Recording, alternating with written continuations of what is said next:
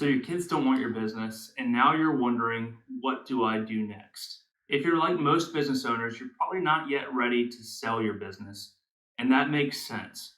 Most of us only get the opportunity to sell our business once. In today's video, I want to walk you through what that process is going to look like now that your plans have changed.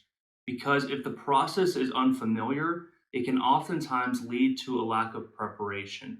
And that lack of preparation can cost you both emotionally as well as financially. If I haven't met you yet, my name is Kyle Glenn. I'm a certified financial planner and exit planning advisor at my firm, Glenn Financial. We help business owners who are looking to transition on to the next chapter of life. And if you find this video helpful, please leave a like and subscribe to the channel so that I can get content out to more people like you. Just as a quick disclaimer, I am a financial advisor. I'm not your financial advisor. So please, I hope this content is helpful and educational to you, but please consult a professional in your own life to be able to make it more specific to you. Now, most of my videos are based on research, and I'm going to link the article that today's video has really informed my opinion on this topic. I think it's very helpful. So if you are into research articles or would like to read what I'm talking about, I'll put that into the description below. Family-owned businesses are the most fundamental portion of the US economy, and they are the most common type of Main Street business, and they are at risk. Family businesses think differently than non-family owned businesses, and because of that, the exit process has to look different as well. First, they are more legacy forward. They care about what the long-term scope of their family name and reputation are going to look like. And now that your kids don't want your business, you may be thinking, what do I do now? Secondly, they really care about control and about reputation.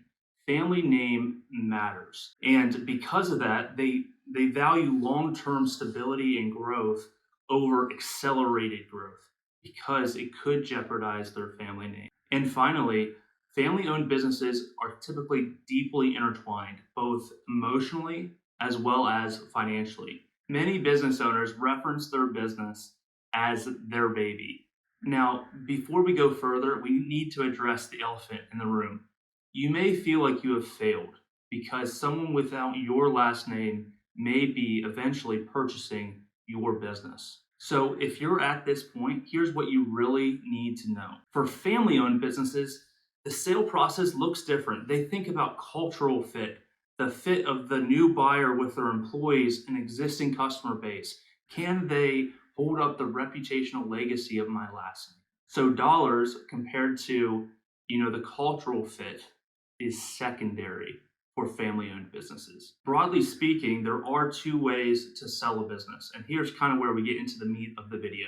The first way is the takeover sale. That's where a buyer comes in and they make a purely economical decision on whether or not they want to buy your business. This is probably what you're most familiar with. But for family-owned businesses, it looks different. It's more so a courtship. And just like in a courtship, things happen slowly. So how does all this fit into an actual process?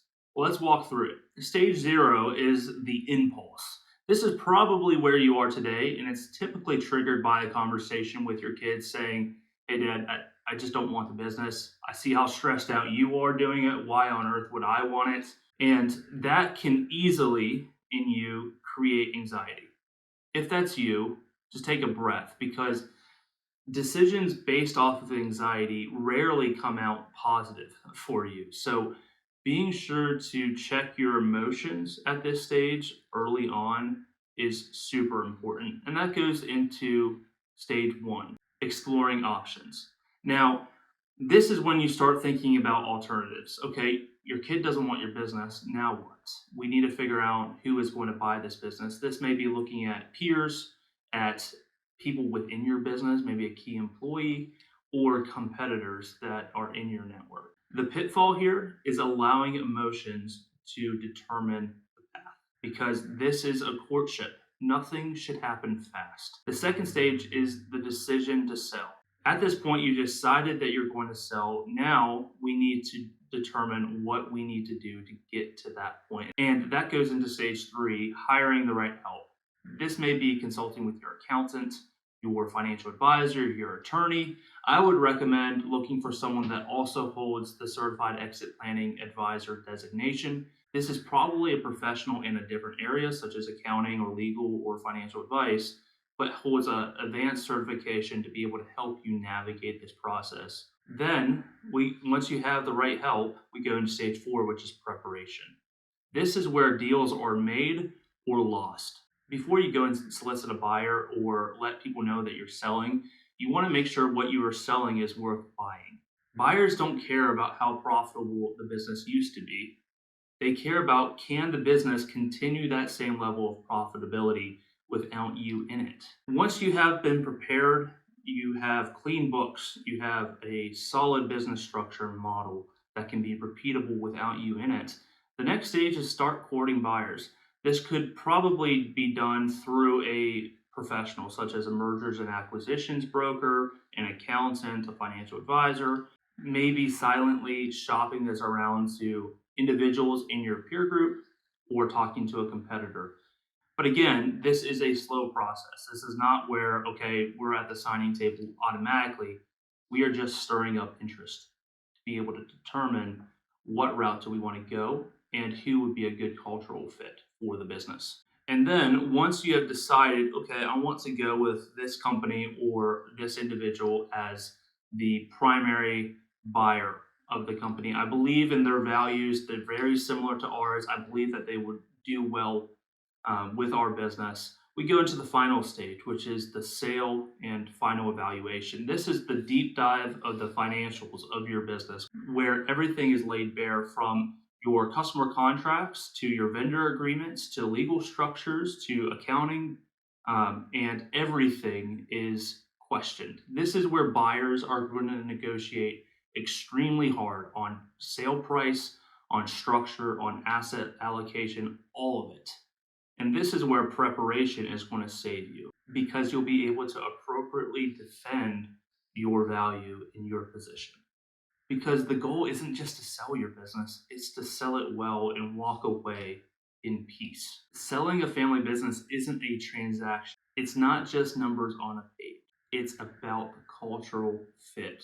The terms of the deal are secondary to your belief in the buyer that they can continue on the business at the same level with the same integrity that you have poured your life into. And that's why it shouldn't be rushed or be driven by your emotions or anxiety. And it definitely shouldn't be boiled down to whoever offers the highest price. Because at the end of the day, you want to make sure that your business that you have built is well taken care of, that the customers and employees that you have are respected and cared for, and that your legacy can last on to the next generation, even though it looks different. In my opinion, that is legacy. So wherever you are in the process, whether you just got the impulse or maybe you're in the preparation phase, I hope this video was helpful for you to be able to just take a step back and know that everything's going to be all right, and that these things happen naturally and slowly. And then when you're ready, turn it into a competition. So wherever you are in the process, whether you just had that impulse or you're already past that and in the preparation phase, wherever it might be, I hope this video was helpful, because it's not just about the highest price, it's about legacy. And now we need to know what that looks like for you. If you've found this video helpful through the next step of your journey, I encourage you to subscribe. I try to make content like this for Main Street business owners like you, and I would love your support. And if you want to talk through your own situation, you can find my contact information below. Hope you have a great day. Thank you so much. I appreciate you being here.